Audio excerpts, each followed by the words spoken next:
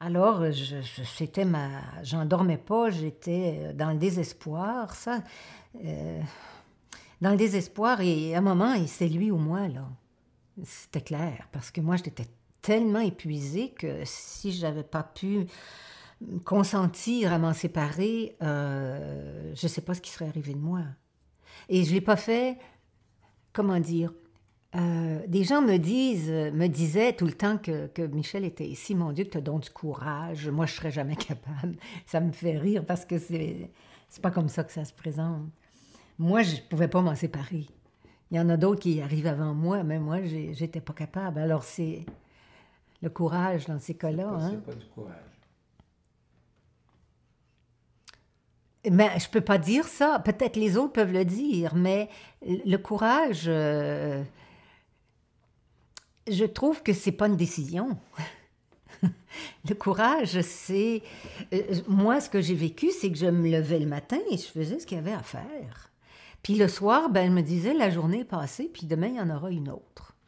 Et puis, à un moment, j'ai dit, ben, regardons, ça fait 3 ans. Puis, ah ben, regardons, ça fait 4 ans, ça fait 6 ans. Et puis, c'était comme ça.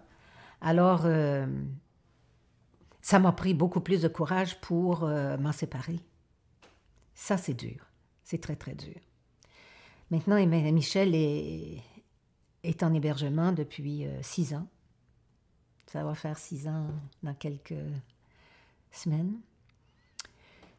Et puis, on vit autre chose.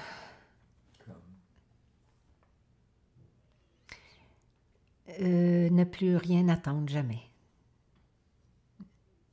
Je ne peux absolument rien attendre des progrès de Michel. Si quelqu'un doit progresser, c'est pas lui, c'est moi. Il n'y en a pas d'autre. Et ça, j'ai compris ça, ça m'a pris du temps, mais je l'ai compris au fur et à mesure de son évolution. L'an des 2 premières années, je me suis révoltée, j'étais au désespoir, je pleurais, l'avenir était bouché, vraiment bouché. Je trouvais que notre fin de vie conjugale, alors qu'on a été tellement nourris l'un de l'autre, c'était un gâchis. Point final.